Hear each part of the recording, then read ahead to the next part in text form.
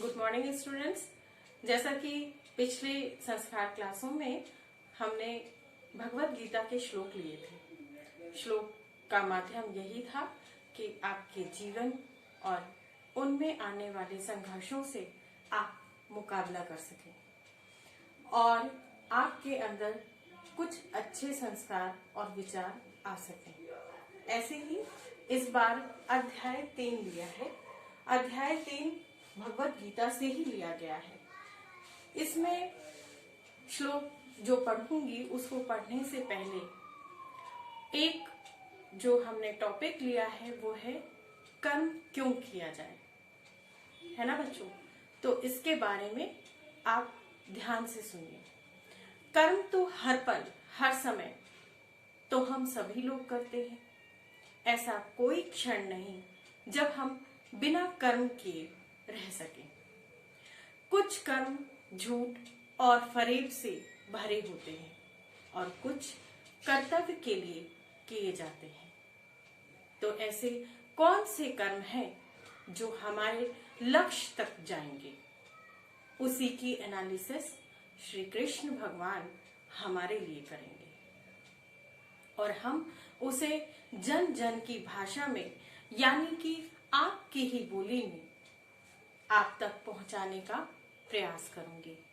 मैं प्रीति अरोड़ा प्रणाम के साथ गीता के अध्याय 3 को प्रस्तुत करती हूँ। सबसे पहला श्लोक है, ज्यायसि चित्कर्म नस्ते मता बुद्धिर्जनार्दना तत्किं कर्मणि घोरे मां नियोजयसि केशव।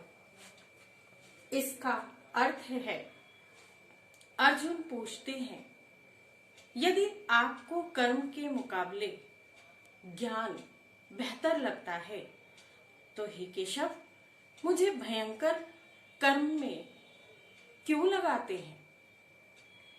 कृष्ण ज्ञान को कर्म से अधिक बेहतर बताते हैं। तो उस हालत में यह सवाल उचित बनता है कि को कम करने के लिए मतलब युद्ध करने के लिए क्यों कह रहे हैं।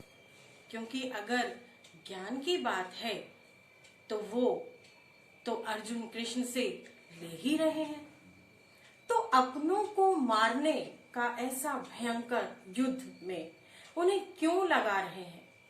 बच्चों, ऐसे ही कुछ प्रश्न कर्तव्य को लेकर हमारे दिमाग में कितनी बार आते हैं कि कर्म आखिर क्यों करना।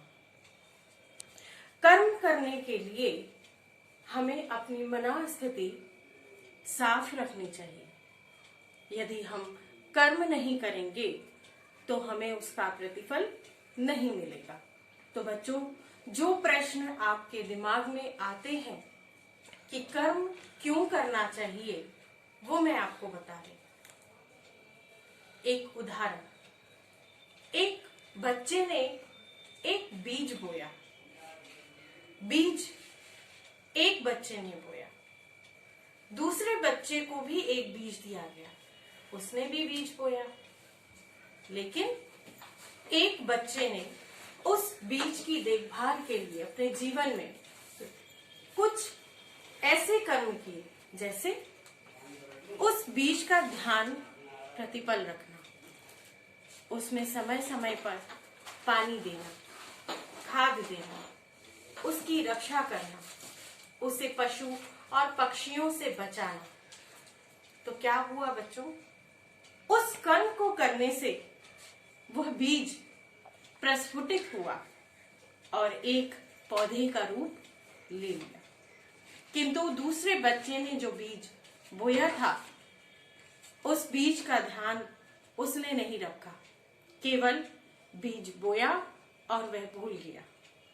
तो वह बीज नष्ट हो गया, उसका कोई परिणाम कोई प्रतिफल नहीं निकला, उस बीज का कोई पौधा उत्पन्न नहीं हुआ। तो जाहिर सी बात है बच्चों, जब तक हम कर्म नहीं करेंगे हमें फल की प्राप्ति नहीं होगी। तो उम्मीद करती हूँ बच्चों आपको आपके प्रश्न का उत्तर इसी में मिल गया। बच्चों, दूसरा श्लोक है व्यामि श्रेमेव वाक्येन बुद्धि मोहयसीव में तदेकं वद निश्चित्य येन श्रेयो हमाप्नुयाम। इसका अर्थ है, कृष्ण की बात सुन के अर्जुन की बुद्धि मोहित हो रही थी। समझने की बजाय वो और भी ज्यादा उलझ रहा था। इसलिए अर्जुन कृष्ण से कहता है, एक बात बताइए प्रभु, जिससे मेरी उलझन दूर हो सके। क्योंकि कृष्ण की बात सुनकर वो इतना उलझ चुके थे कि वे बार बार यही बात उनसे पूछ रहे थे। अर्जुन कहना चाहते हैं कि भगवान, आप भ्रमित मत करिए, मेरी दुविधा को दूर करके कोई एक बात बताइए जिस पे मैं चल सकूं। मतलब अर्जुन के दिमाग में इतना भ्रम पैदा हो गया उनकी बातों से, वे भ्रमित हो गए। उनकी समझ में नहीं आ रहा था कि उन्हें क्या करना चाहिए, सही मायनों में क्या सही है क्या गलत है, इसका भी वह अनुमान नहीं लगा पा रहे थे। एक बात बताइए जिस पर मैं चल सकूं, ऐसा अर्जुन ने कहा। कृष्ण ने जो बातें बताई वो ऊपर से देखकर ऐसा लगता है वो गहरी हैं, भ्रमित करती हैं। ऊपर से देखकर ऐसा लगता है कि ये तो बस ज्ञान की ही बातें हैं, इन पर चले तो चलें कैसे, यही दुविधा अर्जुन की भी थी और कृष्ण इसका उत्तर दे रहे हैं। तो बच्चों, आज के ये 2 श्लोक थे। उम्मीद करती हूँ आपको अच्छे लगे होंगे और आप सुनकर कुछ समझ भी पा रहे होंगे। धन्यवाद।